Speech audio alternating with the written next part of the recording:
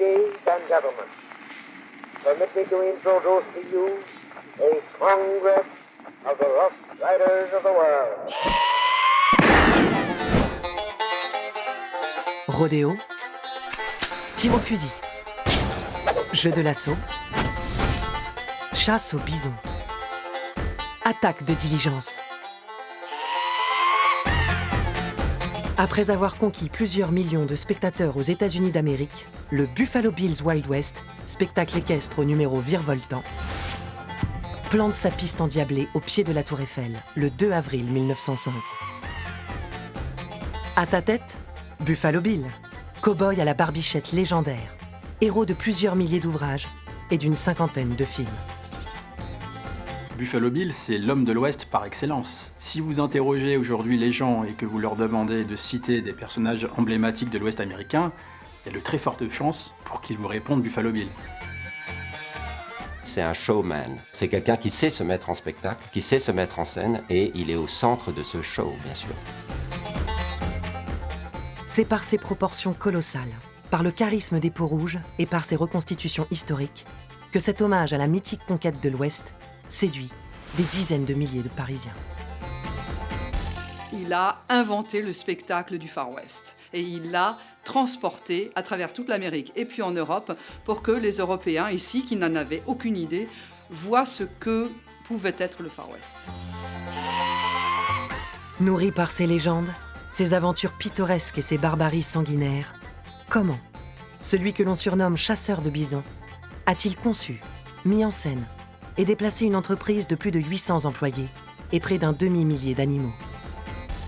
Le Wild West Show de Buffalo Bill représente l'avènement du divertissement de masse à la charnière entre le 19e siècle et le 20e siècle.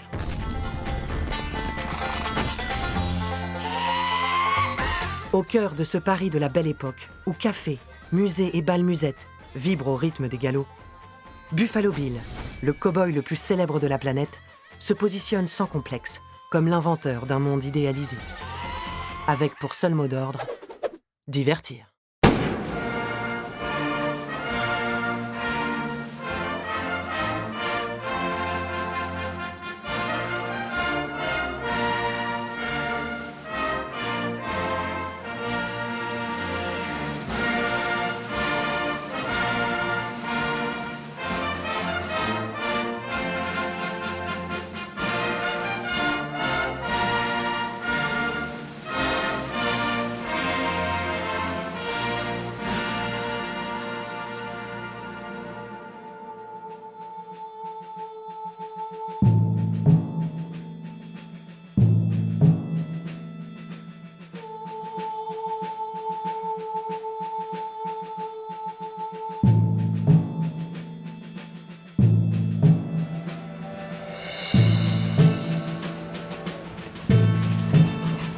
Après plus d'une centaine de dates parisiennes, le Buffalo Bills Wild West s'apprête à sillonner l'Hexagone à bord de son convoi spécial. Du nord au sud, d'est en ouest, la troupe entame une série de plus de 500 représentations européennes, par une tournée marathon de plusieurs mois, au cœur de 117 villes françaises.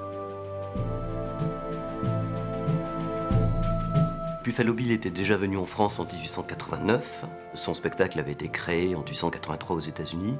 Il revient en 1905 pour ce qui sera sa tournée d'adieu en Europe.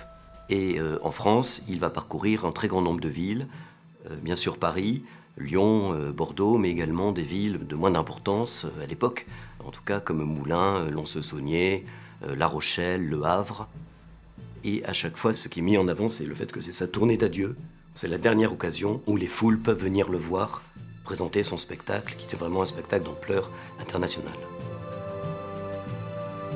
Donc cette tournée est un spectacle qui a un immense retentissement. Il est acclamé, il est reconnu partout, et il est célébré vraiment comme l'Américain le plus reconnu, le plus photographié.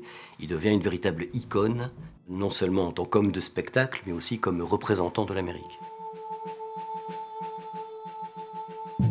Il est déjà très connu puisque les affiches qui donc sont placardées sur les murs de la ville représentent un bison, qui est son animal totem, Buffalo Bill, Son visage, avec le fameux Stetson sur la tête, est juste 2 mots, « je viens ».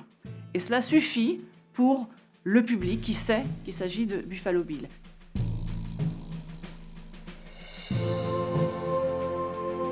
Comme l'annoncent les nombreuses affiches promotionnelles dont la presse se fait l'écho, quelque chose de nouveau va paraître, quelque chose d'héroïque, quelque chose de réel, plus grandiose que jamais.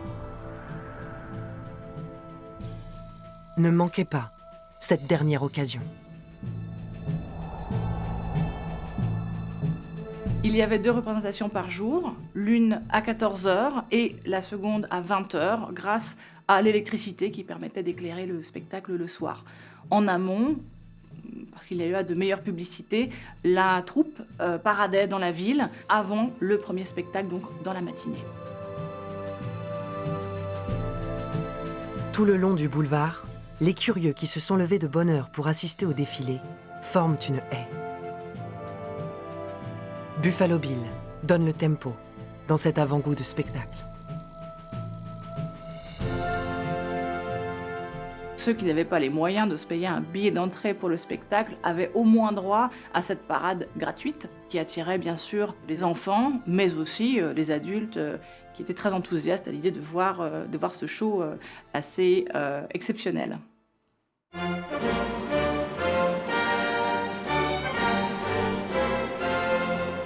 Il est 14h. La fanfare du Buffalo Bills Band, sous la direction de William Sweeney, entonne l'hymne américain.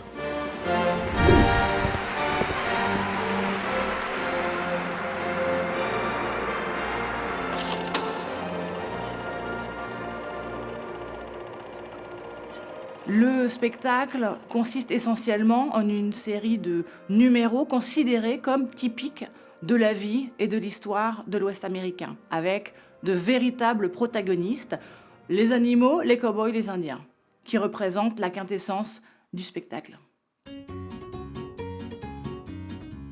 Au programme des 24 numéros, les Bucking Broncos, domptant des chevaux indomptables, dans des exercices des plus audacieux et des plus dangereux. Cow-boys lancés au galop, capture de chevaux sauvages.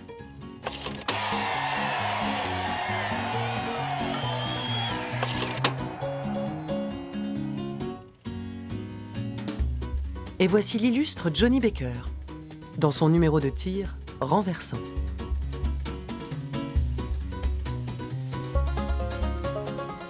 Le Mexicain, Vicente Oropeza, virevolte avec toute l'élégance et l'agilité qui le caractérisent.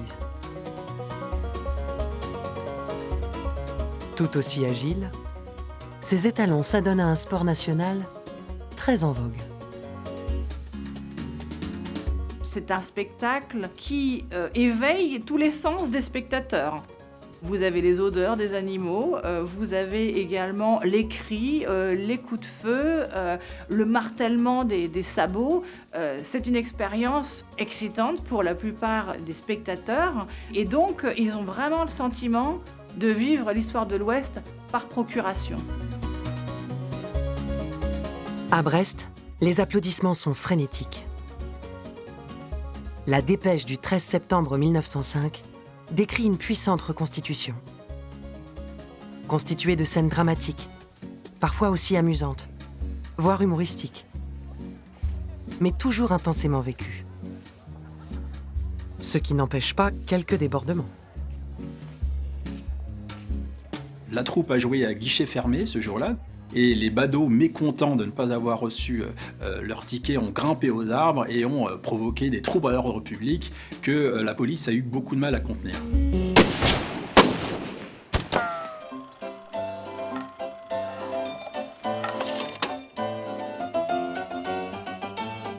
En Europe, on est dans une époque où on assiste à l'éclosion d'une culture de masse et où le public est très friand de tout ce qui est exotique. Donc on se rend compte qu'au fur et à mesure, Buffalo Bill va intégrer à la troupe des acrobates, des cavaliers qui viennent du fin fond de la steppe et d'Extrême-Orient. Appréciez les Cosaques du Caucase dans leurs manœuvres équestres. Incomparables dans leur jeu d'adresse et de force athlétique, les Japonais rivalisent d'inventivité.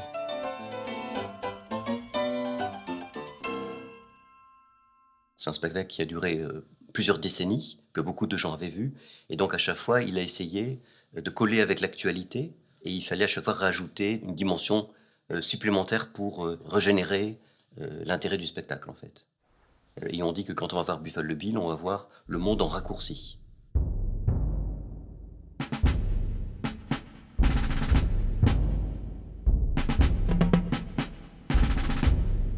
Remarquez le parfait synchronisme des zouaves d'Evelyn, milice des États-Unis.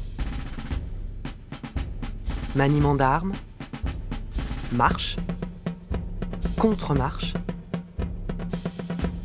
étonnante habileté sans le secours d'aucune échelle. Parade militaire, grande manœuvre d'artillerie, démonstration de canon à tir, dernier cri. Le Wild West Show est en fait une vitrine de la puissance américaine qui se veut militaire. Et c'est pour ça que dans le spectacle, il y a la mise en scène des armes. Pour l'industrie de l'armement américaine, ce spectacle est en fait une façon de la promouvoir. Donc c'est la puissance américaine, la victoire de l'Occident et d'une certaine manière du colonialisme, parce que la conquête de l'Ouest, c'est de l'impérialisme américain.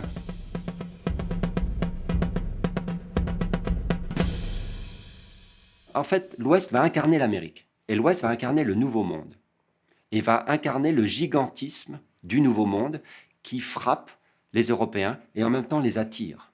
Parce que l'Ouest va représenter ce qu'a toujours représenté le Nouveau Monde en Europe, c'est-à-dire l'espoir d'une nouvelle vie, quelque chose de différent, à la fois exotique et moderne.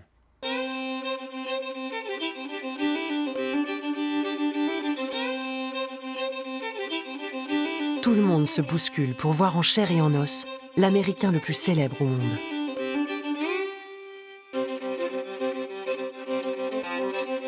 Si Buffalo Bill n'impose sa stature de cavalier émérite que de manière sporadique, il apparaît en outre comme un artiste hors norme, un commercial surdoué, venu vendre du rêve, le sien.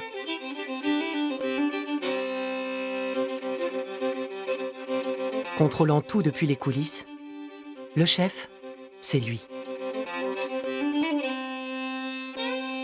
Au gigantisme du spectacle s'ajoute la démesure du dispositif.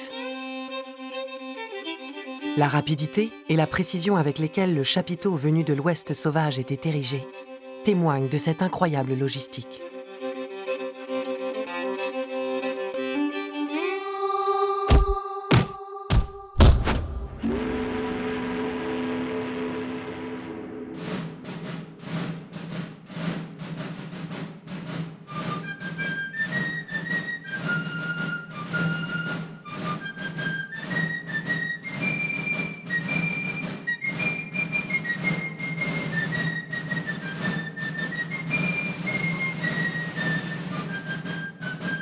Le bateau, il quitte New York. À bord, il y a les hommes, les femmes, les animaux, les caisses de matériel, les caisses de nourriture, de quoi monter les tentes, les tipis, etc. Et on traverse l'Atlantique et on arrive au Havre. Et au Havre, eh bien, la foule attend ce bateau. Ça fait des jours qu'ils attendent ce bateau. Ils regardent comme ça si le bateau va arriver. Buffalo Bill, c'est dans tous les journaux. Ça fait des semaines et des semaines que c'est dans tous les journaux. Parce que la communication de Buffalo Bill et du Wild West Show est très bien organisée ici par l'équipe de Buffalo Bill qui est déjà en France. Le service des réclames voyage une quinzaine de jours en amont de la troupe, à bord d'un wagon de chemin de fer spécialement conçu à cet effet. Envoyés aux quatre coins du pays, les hommes de Buffalo Bill s'assurent des emplacements les plus stratégiques qu'ils couvriront.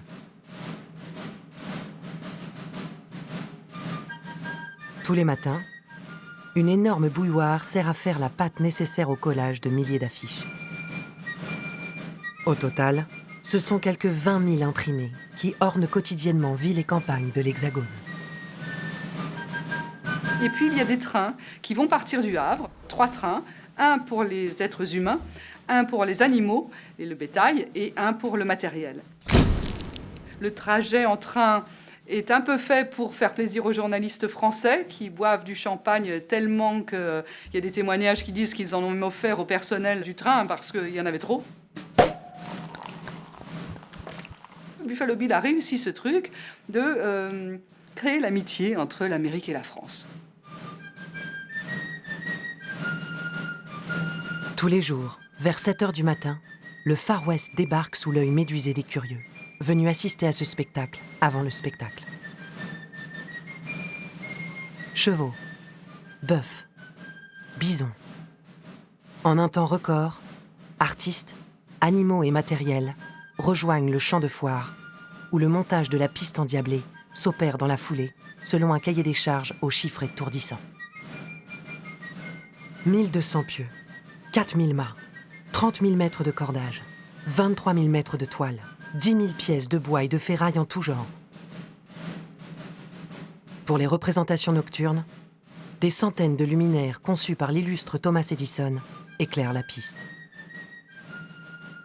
Autour de la vaste arène s'étendent 8000 gradins, entièrement abrités par un immense pavillon imperméable.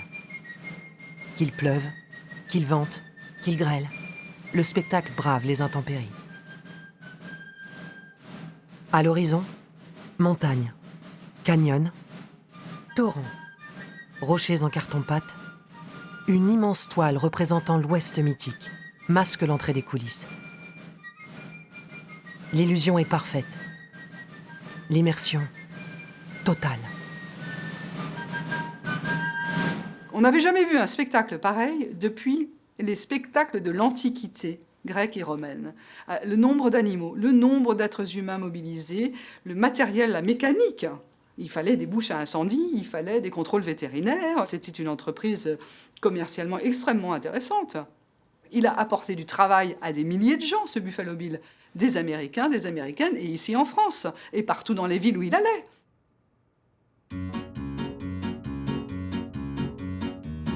Au sein des communes, les commerçants prennent eux aussi part au spectacle, fournissant la troupe en denrées essentielles. C'est ainsi que le 11 juin 1905, dans la petite commune de Flers, sont distribuées 3 tonnes de foin, 4 tonnes de paille, 3 tonnes d'avoine, 300 litres de lait. Dans les cuisines du Wild West, l'équipe gastronomique s'active à régaler les cow-boys. Sont ainsi quotidiennement consommés 500 kg de pain, 600 kg de viande, 400 kg de pommes de terre, 80 kg de confiture.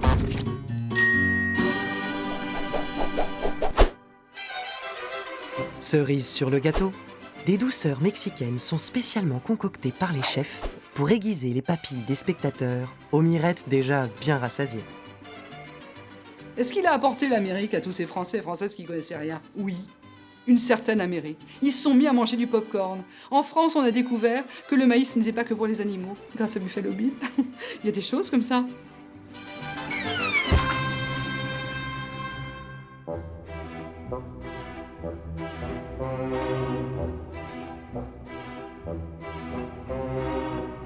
Il est 11 heures.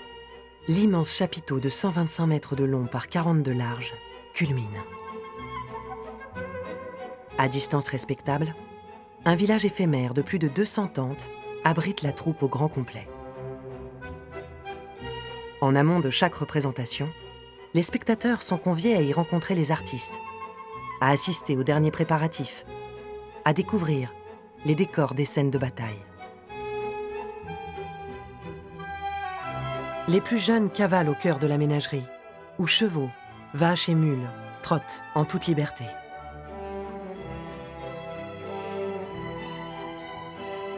L'enclos des bêtes sauvages, quant à lui, est placé sous haute protection.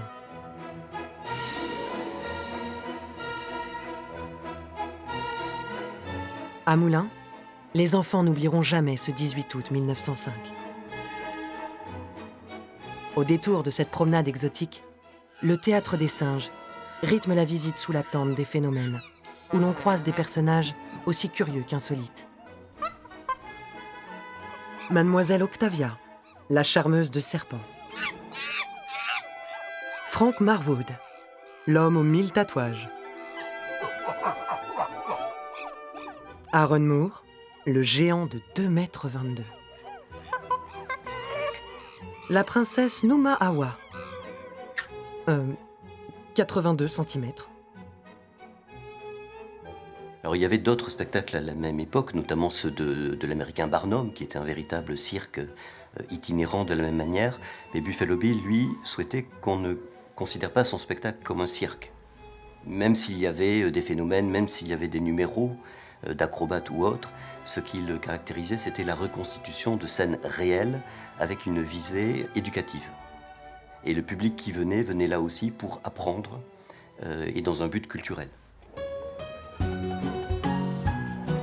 C'est sans compter qu'à l'issue du spectacle, chacun emportait des cartes postales souvenirs. Une biographie du Grand Bill, dédicacée pour les plus chanceux. Les plus jeunes repartaient quant à eux, armés jusqu'aux dents. Et avec une tirelire à l'effigie d'un animal de compagnie, peu recommandable à la maison. Tout était conçu pour que l'événement reste gravé dans les mémoires.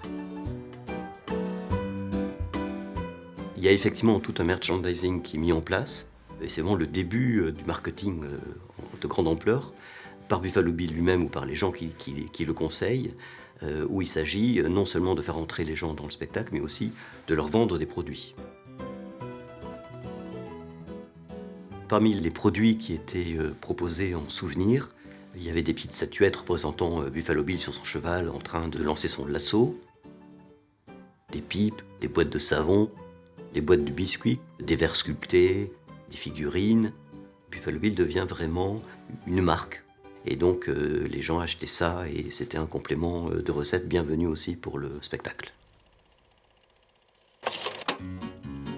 Notre businessman mise sur la surenchère, n'hésitant pas à investir dans de vastes opérations marketing.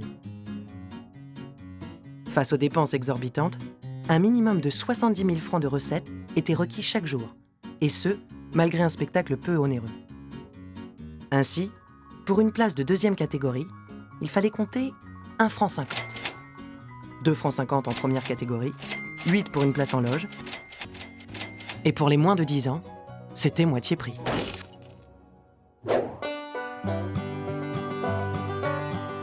Témoin de notre première mondialisation, le Buffalo Bill's Wild West, c'est la naissance du divertissement de masse. L'avènement de l'ère publicitaire, l'essor de la communication à grande échelle. Homme de l'ombre et manager personnel du show, John Burke veille à ce que l'image du cow-boy à la barbichette légendaire demeure en tout point flamboyante. Prêt à tout pour faire parler de lui, Buffalo Bill prend la pose pour les journalistes en quête de sensationnel. Superbe, dans son prestigieux costume de parade.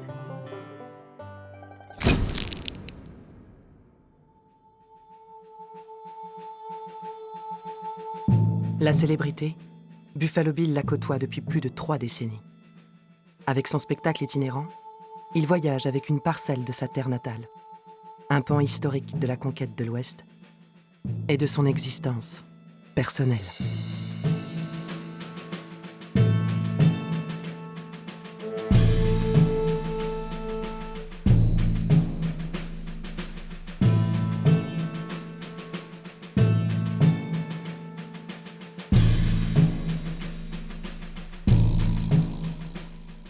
Buffalo Bill, de son vrai nom, c'est William Cody. Il est né en 1846 dans l'Iowa.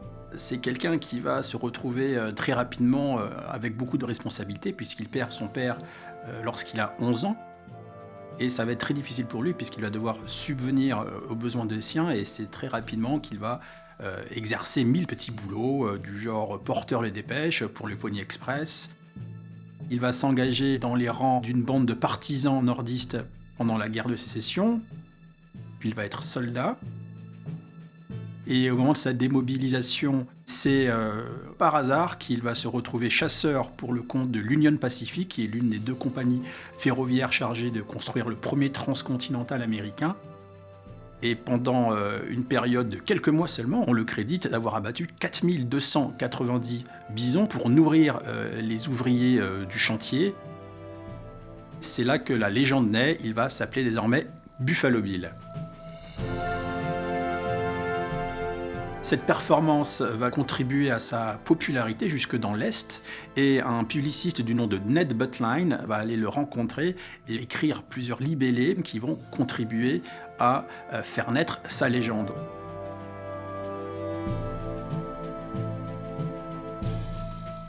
Cela va le rendre immensément populaire aux États-Unis et il va être appelé sur les planches pour jouer son propre rôle dans une pièce de théâtre qui va s'appeler The Scouts of the Plains. Cette expérience sur scène est si concluante que Buffalo Bill va avoir pour la première fois l'idée de monter son spectacle, ce fameux Wild West Show, qui naîtra en 1883 et qui va avoir immédiatement un succès considérable. Si le chasseur de bisons le plus célèbre de l'histoire peut se targuer d'un curriculum vitae impressionnant, l'image qu'il renvoie est celle d'un homme de spectacle accompli, d'un businessman inflexible et d'un entrepreneur ambitieux. Un aspect important de la complexité du personnage de Buffalo Bill, c'est qu'il a mis en scène le monde qu'il a lui-même détruit. Parce qu'il faut bien garder à l'esprit que la conquête de l'Ouest, c'est la destruction de la nature, par les mines par exemple, par les chemins de fer, et la destruction de civilisations. Et même si à l'époque il est vu comme un héros, il est quand même emblématique de ce monde qui a disparu.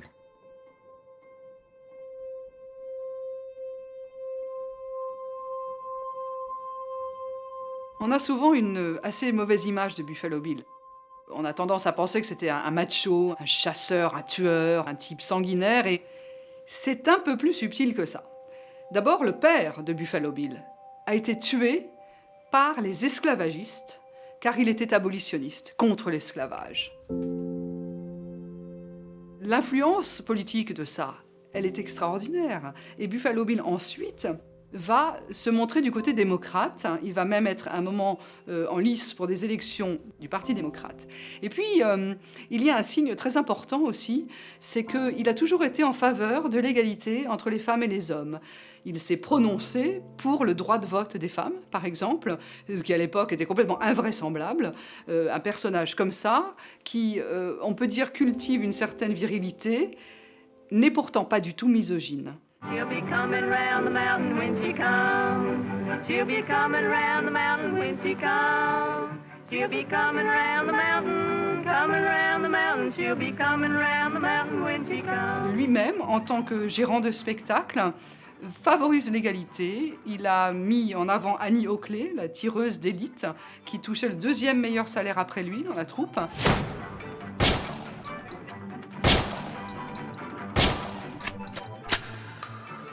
Et puis, il va employer des femmes, il va embaucher des femmes dans son spectacle qui font des choses exactement comme les hommes. When the circus comes to town, I want to see the holder and shooting match from A to Z. I want to see the clown as he rides about the town. I want to hear the steam piano play. Donc ce côté féministe de Buffalo Bill, il est trop peu connu. Et un bon exemple, c'est quand il va arriver en France avec le Wild West Show en 1889. Il va rencontrer la peintre animalière Rosa Bonheur. Elle vient voir les bisons et elle va devenir artiste en résidence sur le Wild West Show et elle va finir par faire son portrait, dont il dira à sa femme, en envoyant le portrait aux États-Unis, « Si la maison brûle, tu sauves une seule chose, c'est le portrait que Rosa Bonheur a fait de moi. » Le portrait, il est tellement réussi et il plaît tellement à Buffalo Bill que cette image va être utilisée ensuite, en 1905, dans le programme du spectacle et sur des affiches.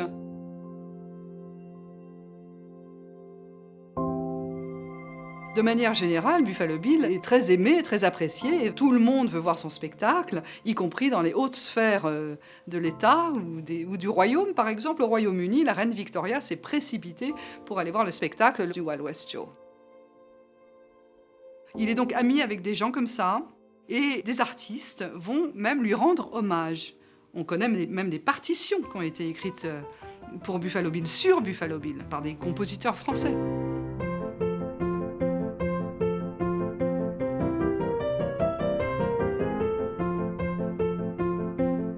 Ces morceaux sont souvent très enjoués, très gais, parce que le spectacle était gai. il est reconnu comme tel. Les gens viennent s'amuser aussi, s'instruire et s'amuser. Et donc les morceaux de musique reflètent un petit peu ça, les cavalcades et le caractère endiablé du spectacle.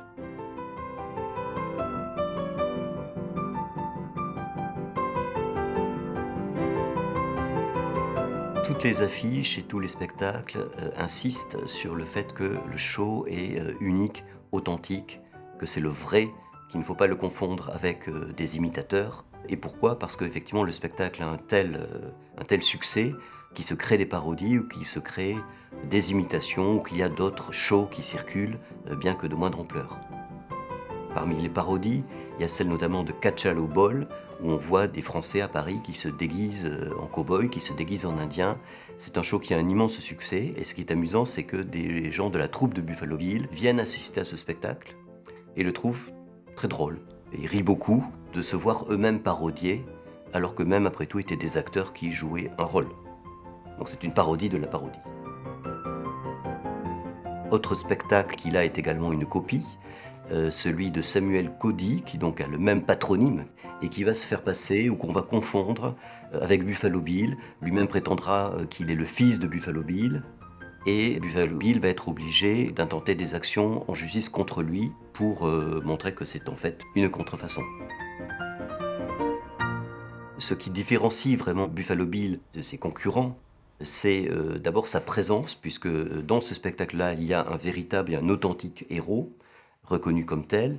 C'est aussi la dimension internationale, puisque notamment en 1905, ce n'est pas simplement limité à l'Ouest américain, mais il convoque l'ensemble du monde entier. Et puis c'est évidemment l'envergure exceptionnelle de ces numéros.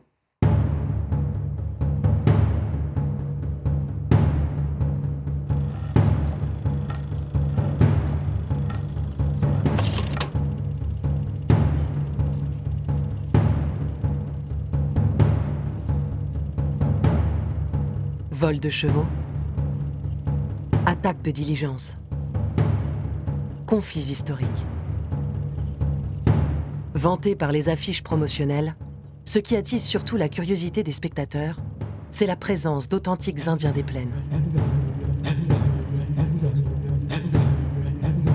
Parmi la centaine de Sioux que l'on surnomme Braves Peaux-Rouges, grands chefs, guerriers invulnérables, guérisseurs, femmes et enfants, danseurs, s'exhibent dans les plus impressionnants numéros du show.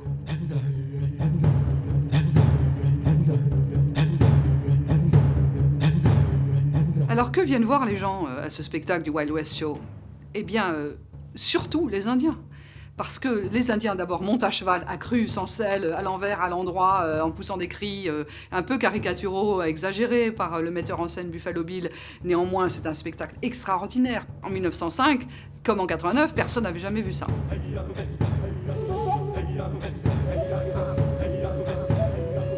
Cependant, il y a l'envers du décor.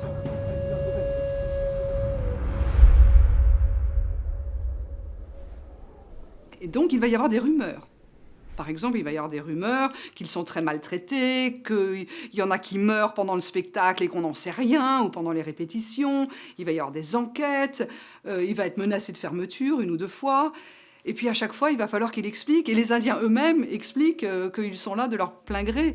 Mais la question s'est posée. Pourquoi ils sont là ? Pourquoi ils ont accepté, finalement, de représenter une civilisation qui a été la leur et que des types leur ont arraché ?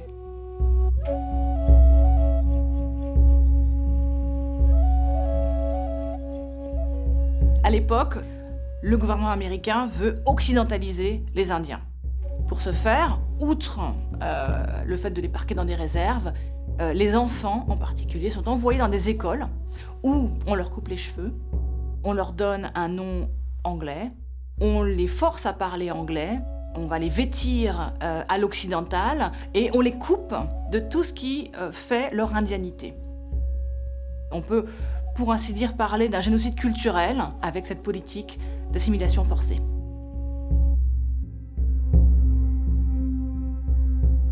Buffalo Bill, quant à lui, veut que des Indiens intègrent son show et il veut les montrer dans leur indianité parce que pour lui, c'est ça l'Ouest américain. Il fait pas ça par simple bienveillance, c'est aussi parce que ça sert son show et ça sert aussi sa vision de l'Ouest.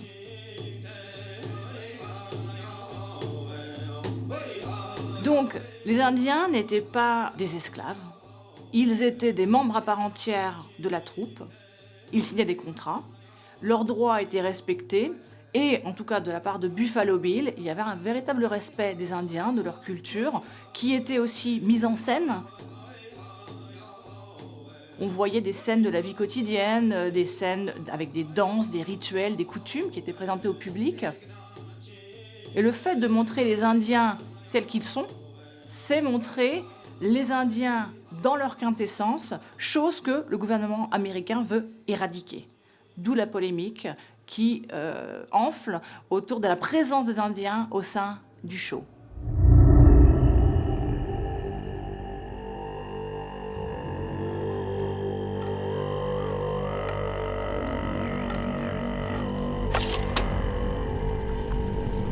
Massacre. Fusillade. Humiliation. La reconstitution de la bataille de Little Bighorn plonge la piste endiablée dans le chaos. Au cœur de ce vacarme qui suscite l'émoi, se mêlent les cris, la poudre, le martèlement des sabots et les corps qui s'effondrent.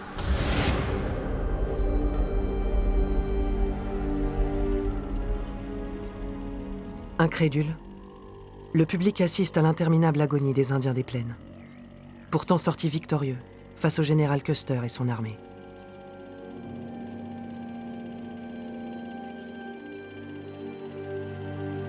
Alors dans le spectacle de Buffalo Bill, les vaincus sont les Indiens, tandis que dans la réalité, c'est le 7e de cavalerie qui a été complètement détruit et les unités sous le commandement direct de Custer, que Buffalo Bill a connu personnellement, ont été tuées jusqu'au dernier.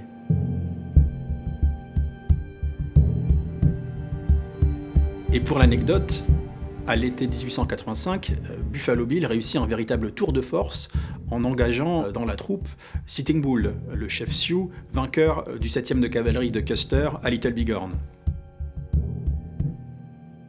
Sitting Bull accepte, il est bien payé pour l'époque, il négocie un contrat de $50 par semaine pour faire un simple tour de piste.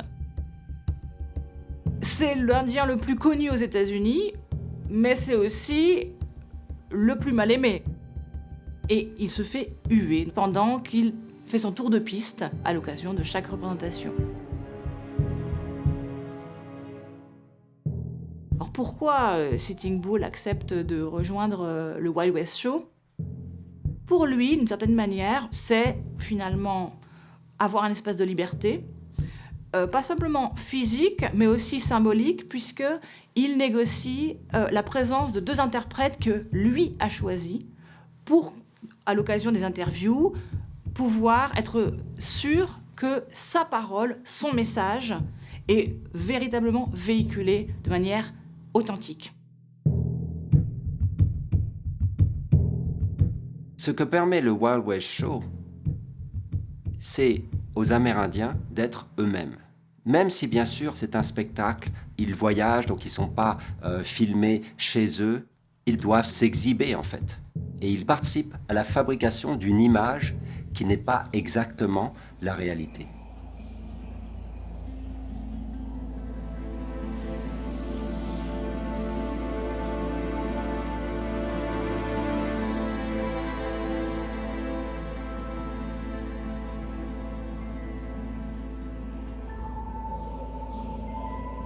Depuis la création de son show aux États-Unis d'Amérique, Buffalo Bill réécrit l'histoire pour le bien du spectacle. Exploitation de la misère humaine pour certains, sauveur d'un peuple dont les rites et coutumes se consument à petit feu pour d'autres. Esquivant la polémique, l'entrepreneur visionnaire sème le trouble.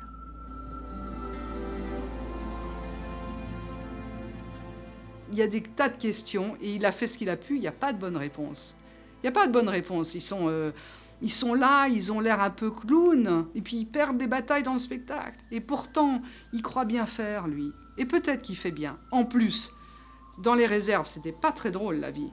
Alors quand les gars de Buffalo Bill arrivent et disent on fait un spectacle, on va prendre un bateau, on va partir en Europe, on va partir sur les routes, on va aller dans 100 villes françaises, là-bas, loin. Ça vous dit, vous êtes payé, il y a un contrat, vous partez? Ben, pourquoi pas?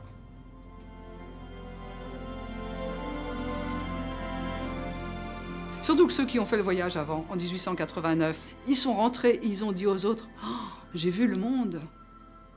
C'était pas mal, tu devrais essayer. » Donc la génération d'après dit « Ouais, je vais aller faire l'aventure du voyage du Wild West Show. Et je vais montrer à tous ces Français et Françaises ce que c'était la culture de mes ancêtres avant qu'elle n'existe plus. » C'est pas mal quand même.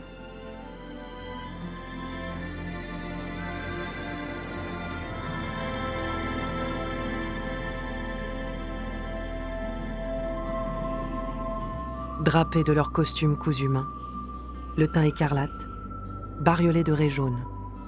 Queue de fer, bouclier bleu, cœur noir, ou encore ours solitaire, errent avec dignité au cœur du village éphémère, installé pour quelques heures dans la commune d'Orléans. Aux abords du champ des manœuvres, grands-parents, parents et enfants les guettent dans leur quotidien. Partagés, entre crainte et admiration.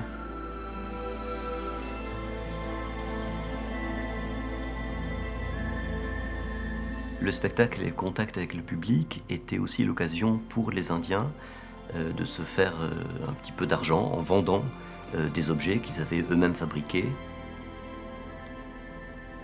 Par exemple, cette paire de mocassins, qui est en fait une paire de mocassins ancienne sur laquelle sûrement on a rajouté pour la vente des perles.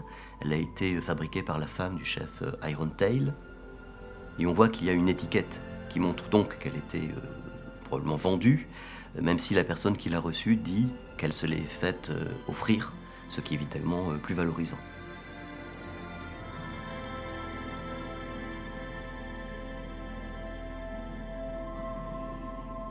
À cette époque-là, les costumes sont quand même assez fidèles encore, proches de la tradition, mais néanmoins, il y a une banalisation de ce qui était auparavant réservé aux personnages les plus importants. Donc dans le show, on va créer une image très stéréotypée de l'Indien qu'on va représenter tout le temps avec des grandes et magnifiques coiffes de plumes d'aigle. Ces coiffes étaient à l'origine réservées aux gens vraiment très importants, aux chefs. Et là, tout le monde se met à porter des plumes, même les enfants. Ça devient le symbole de l'Indien. C'est comme ça que les gens veulent le voir. C'est comme ça qu'eux, désormais, vont aussi vouloir se montrer. Et je crois que c'est quand même cette image-là qui a dominé ensuite.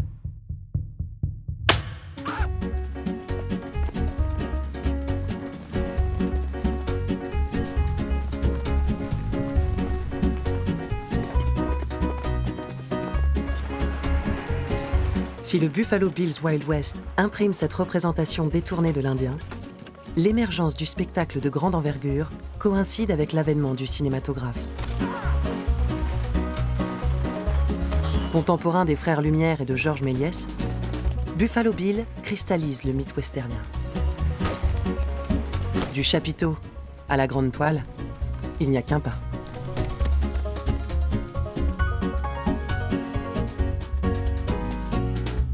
Lorsque le cinéma s'empare du genre du western, il surenchérit ce que le Wild West Show a déjà présenté dans ses spectacles. Notamment en montrant systématiquement des Indiens en train de hurler pour s'attaquer aux pionniers qui traversent l'Ouest américain, mais aussi des scènes d'action du style le rodéo, les attaques de diligence, l'arrivée providentielle d'un groupe de cow-boys ou plus tard de l'armée américaine pour sauver les braves pionniers attaqués par les Indiens. Toutes ces scènes qui sont créées dans le Wild West Show trouvent leur place dans les scènes au cinéma.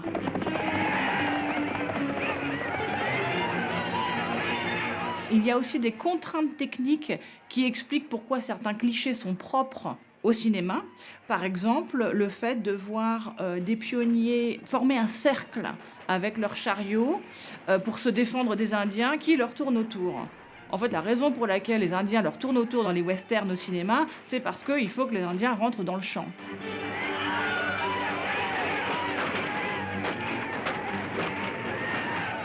Sauvages, hostiles et violents, réduits à de véritables machines à tuer. Plus que jamais, les méchants Indiens se devaient de capituler face aux gentils cow-boys. Au cœur de ce monde sauvage, comme ce fut jadis le cas sur la piste du Wild West, l'homme blanc doit triompher.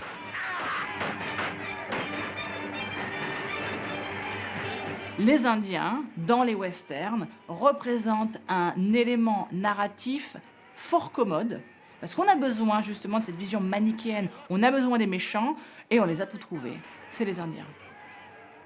Et ça sera repris systématiquement dans tous les premiers westerns, jusque dans les années, on va dire, 50-60, où là, on commence à voir une inflexion dans la vision des Indiens. Mais pendant plusieurs décennies, les Indiens seront toujours les méchants à combattre.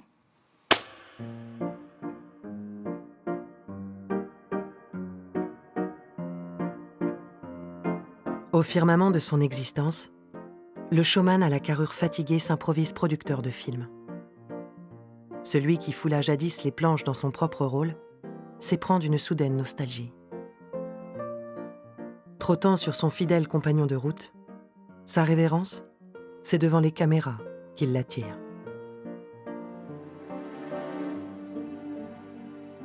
Un des premiers westerns va mettre en scène la vie de Buffalo Bill. Il va s'intituler The Life of Buffalo Bill et va être tourné en 1912. Et il va lui-même jouer dans ce film. Donc il va être capable de passer du théâtre au spectacle vivant, du cirque, au cinéma.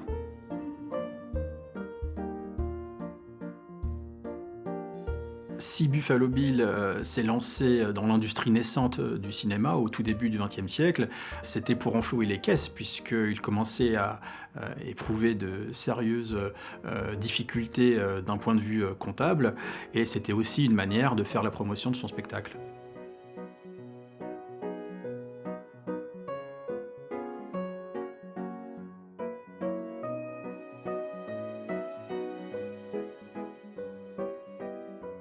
L'ironie de toute cette histoire, c'est que le Wild West Show va connaître un immense succès, pratiquement planétaire.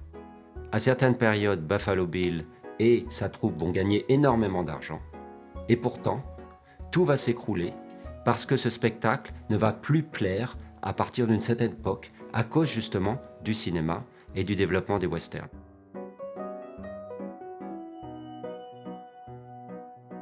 Ce qui rend ce personnage de Buffalo Bill intéressant, c'est à la fois son côté nostalgique d'une période qui vient se terminer, mais aussi sa capacité de saisir les mutations économiques, technologiques de l'Amérique de cette fin de siècle et de l'exploiter dans son spectacle.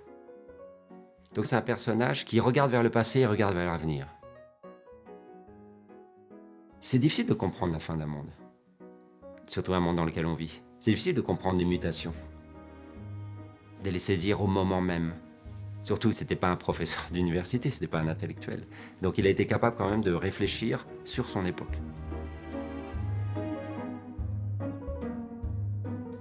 Il a été au bout de ce qu'il voulait faire, au bout de ce qu'il savait faire. Il a inventé ce concept de spectacle historique qu'il a transporté à travers l'océan Atlantique pour nous ici qui ne connaissons rien du tout à cette époque-là, à ce qui se passe en Amérique. Est-ce qu'il a réussi? Oui. Est-ce que ça lui a demandé des efforts? Oui. Maintenant, est-ce qu'il a montré la vraie vie dans le Far West? Non. Eh bien, c'est pas grave, parce que ça n'était pas son intention.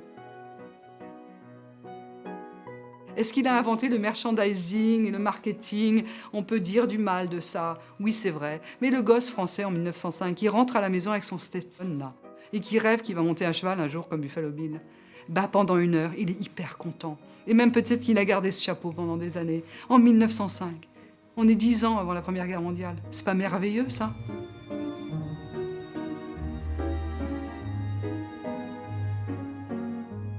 Donc tant mieux s'il invente un truc. Tant mieux si, pour divertir les foules, il fait du spectacle. C'est ça, Buffalo Bill et le Wild West Show. C'est du spectacle.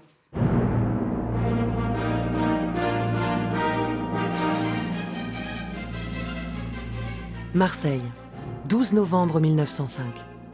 La dernière représentation touche à sa fin.